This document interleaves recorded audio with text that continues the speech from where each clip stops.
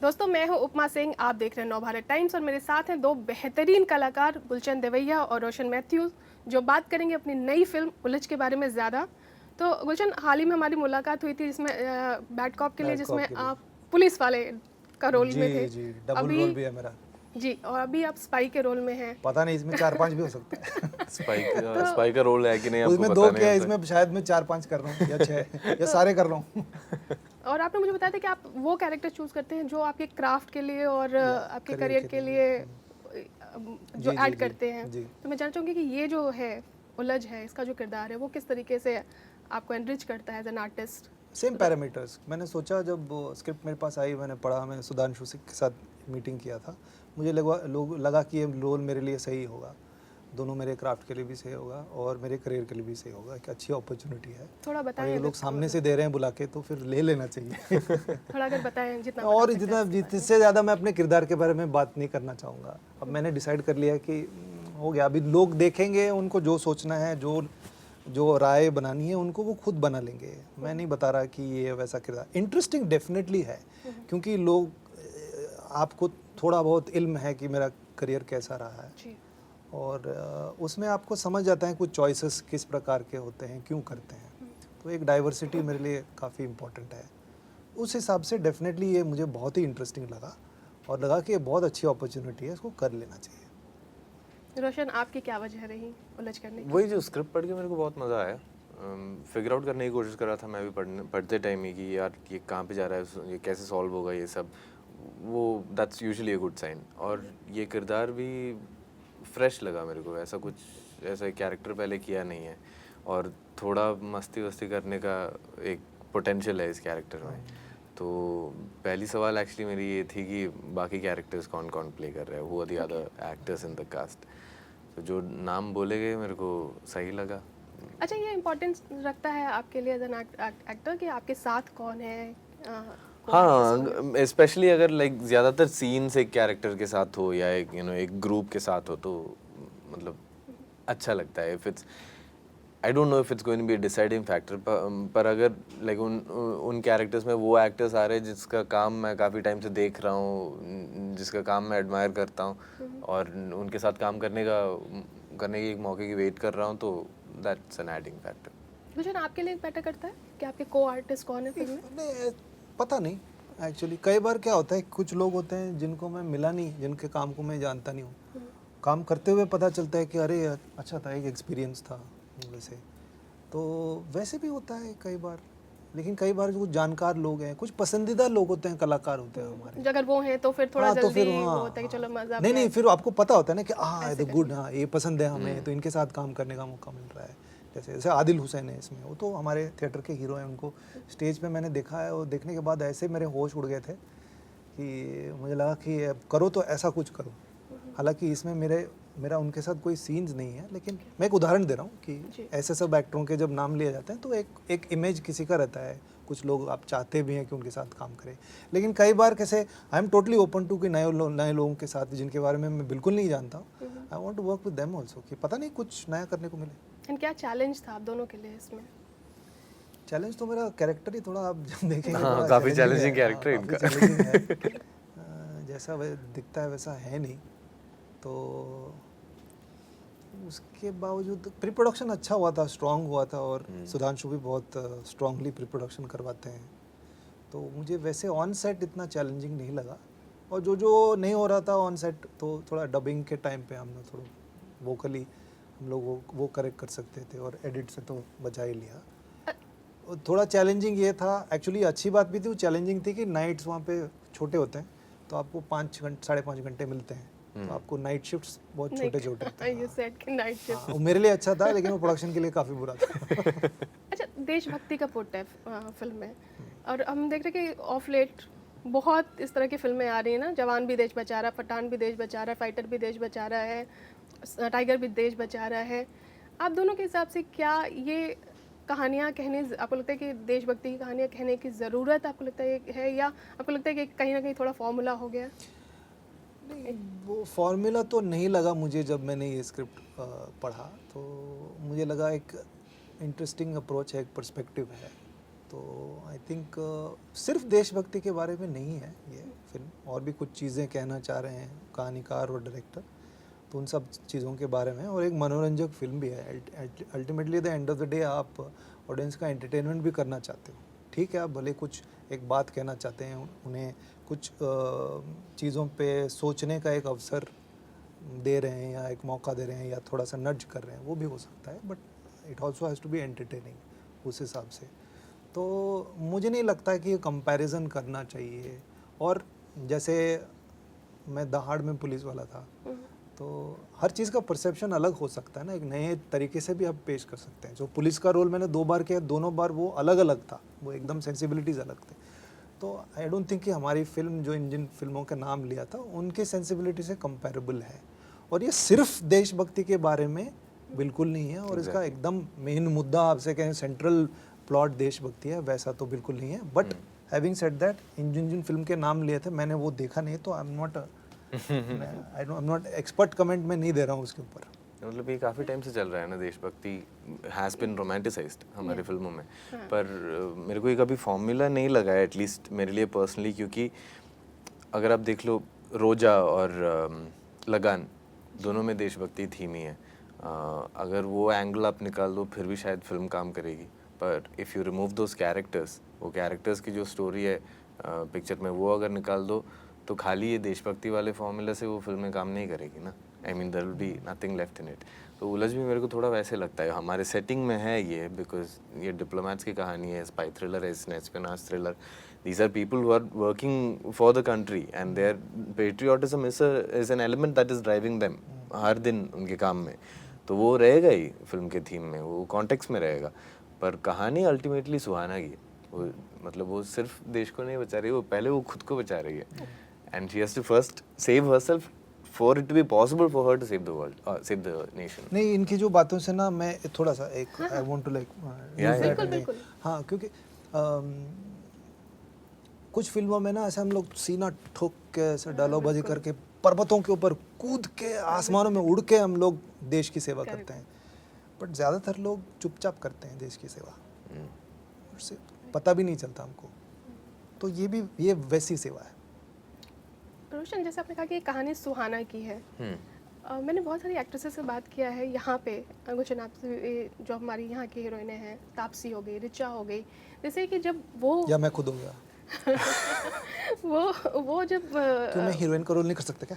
कर सकते ना बिल्कुल कर सकते हो, जब वो हीरो प्ले कर रहे हैं तो नहीं, दोनों मैं करूँगा। तो बट यूजुअली जब लीड या सेंटर में लड़की होती है तो बहुत सारे एक्टर्स जल्दी राज़ी नहीं होते हैं। पहले तो आप लोगों का मैं थैंक यू बोलूँ, या आई एम ग्लैड कि आप लोगों ने अग्री किया आसानी से, या जो भी एक वो इनसिक्योरिटी नहीं है शायद, लेकिन ज़्यादातर एक्ट्रेसेस से बोलती है कि जब फीमेल सेंट्रिक फिल्म होती है या फीमेल लीड होती है तो बहुत सारे एक्टर्स जल्दी राज़ी नहीं होते करने के लिए। ऐसा होता है क्या? ऐसा होता है, होता होगा। देखिए, मैं मान लेता हूँ मेरे अंदर बहुत सारी इनसिक्योरिटीज़ है, इस चीज़ को भी लेके मेरे अंदर इनसिक्योरिटी था कि पता नहीं क्या है, ऐसा वो है, लेकिन मैं बिल्कुल ये मानने को तैयार नहीं हूँ क्योंकि मैं ये इनसिक्योरिटीज़ है तो मैं ऐसे ही बर्ताव करूँगा। I want to get over these insecurities. तो कई बार क्या होता है ना, you have to force it out of you, फिर एक कुछ नया पर्सपेक्टिव आता है कि आपको समझ में आता है कि नहीं, ये गलत है, इट्स जस्ट एन इनसिक्योरिटी, इसमें कोई ये नहीं है। मैं वही काम करता हूँ जिसमें मुझे जेन्युइनली इंटरेस्ट है, तो मुझे जेन्युइनली इंटरेस्टिंग लगता है। मैं इतना नहीं सोचता कि मेरे साथ कौन सीन कर रहा है, मुझे सीन खाने का मौका मिलेगा या शाइन आउट करूँगा, ये वो फलाना वलाना, दीज आर ऑल इनसिक्योरिटीज़। जितना मैं इन इनसिक्योरिटीज़ के नीचे दबूंगा उतना मेरा जीना हराम होगा। So I don't want that, I want to be free. तो this is my way of accepting. I see, मुझे इंटरेस्ट है, मैं करता हूँ, मुझे फलाना कोई फ़र्क नहीं पड़ता कि कौन इसका प्रोटैगनिस्ट है कौन नहीं है, मुझे इंटरेस्ट है इस फिल्म के साथ जुड़ना, इसीलिए बधाई दो में 6 मिनट का रोल किया हमने। हाँ, तो I don't care about such things so much, but it does, मतलब वो है एग्जाम टाइम पे इफेक्ट कर रहा था। I am trying to completely flush it out of my system now. But in general is it the male female perspective कि male है तो फीमेल, क्योंकि लड़के के साथ साथ कर लेते हैं। नहीं, वो तो मैं वही बोल रहा हूँ ना, आजकल वो मुझे तो बिल्कुल प्रॉब्लम नहीं है अभी इन सब चीज़ों पे, बिल्कुल नहीं है। पहले शायद होता था, कुछ लोगों में होता है, and I can understand why, but ये थोड़ा फजूल का प्रॉब्लम है।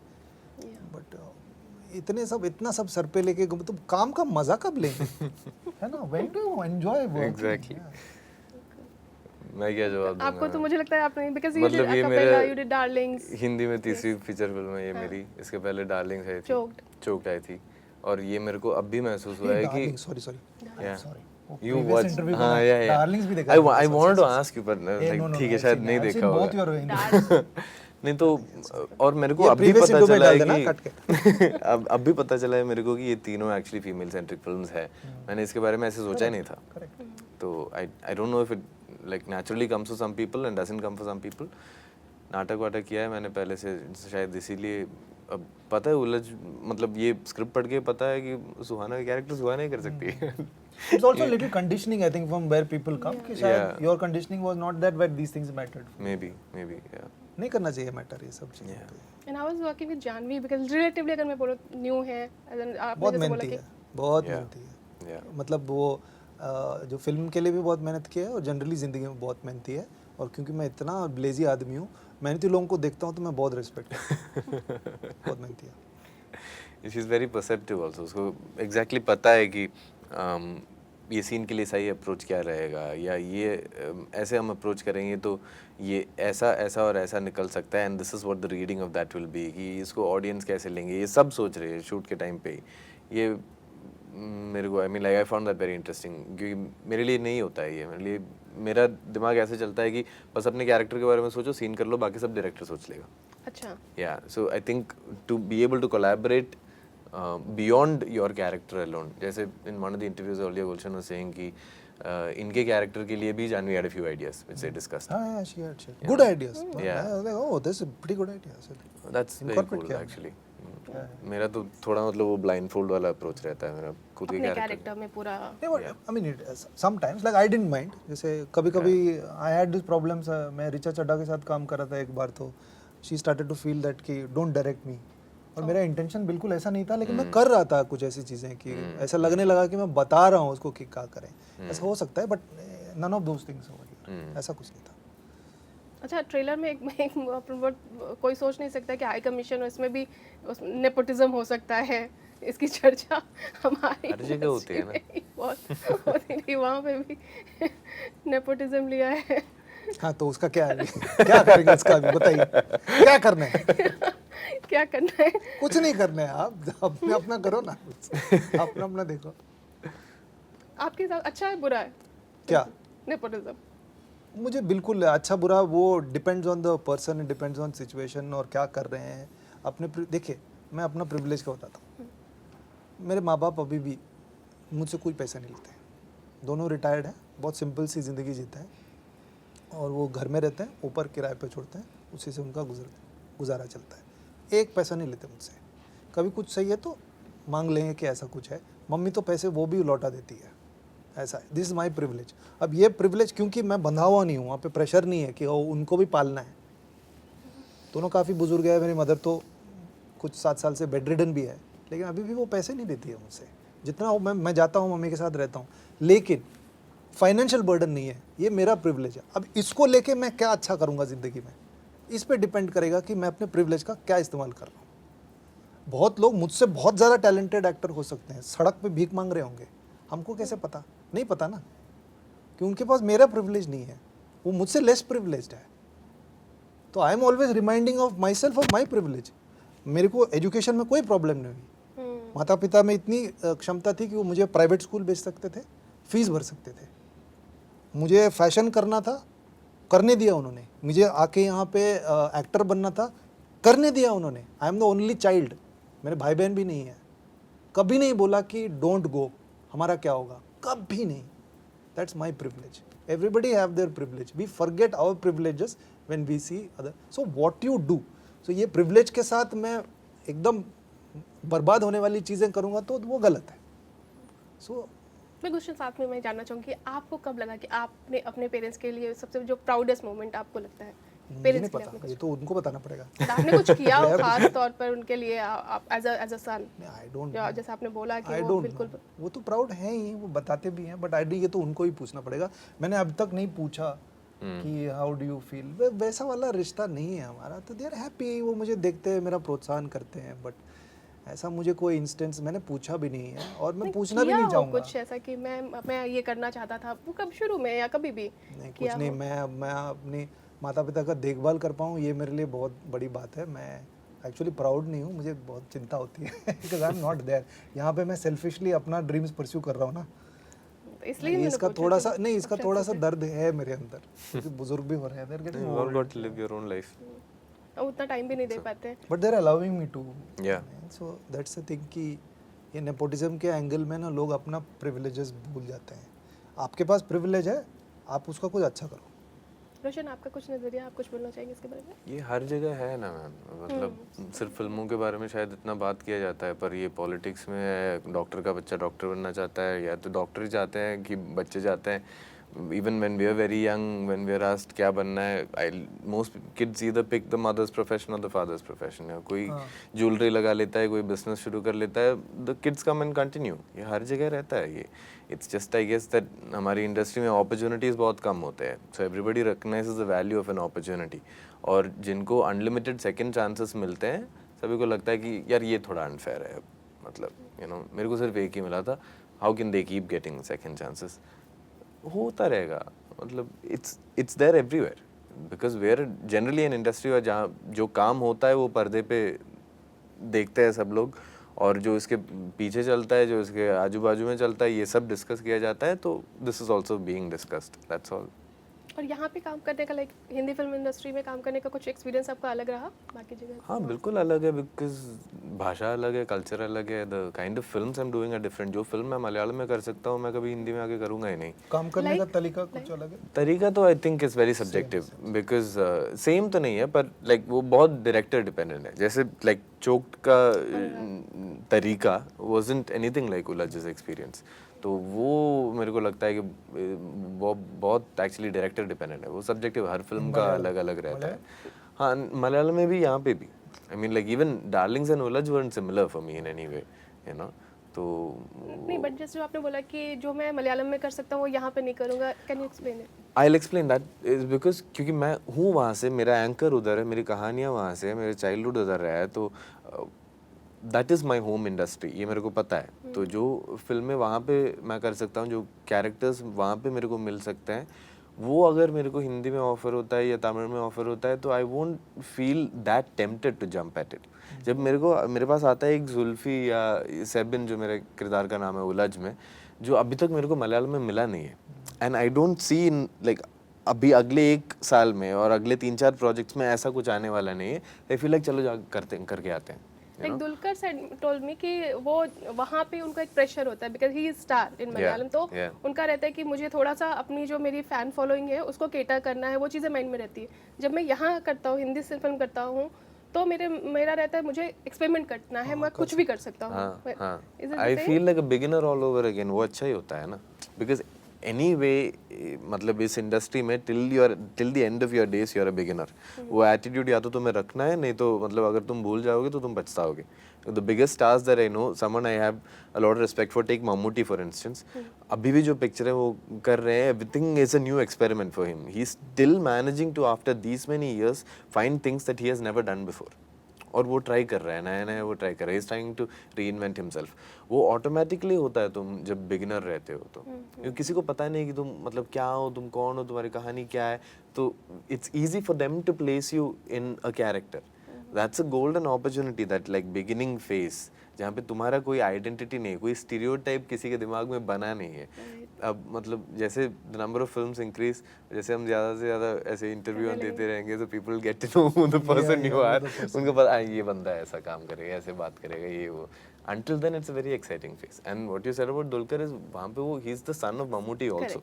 He's not just a big star by himself. So Kunjika, yeah, Kunjika and all, he's like yeah Mamu का कुंजिका, कुंजिका, yeah. मतलब छोटा मम्मू का।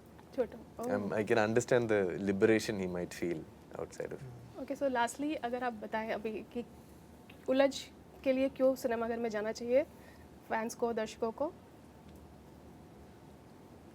ट्रेलर देख लो, अगर अच्छा लगा तो फिल्म देखने जाओ। कोई फोर्स नहीं, जो करना है करो। ये भी बताना पड़ेगा गुरु अभी कि कौन सा देखना है कौन सा नहीं। You have freedom of choice.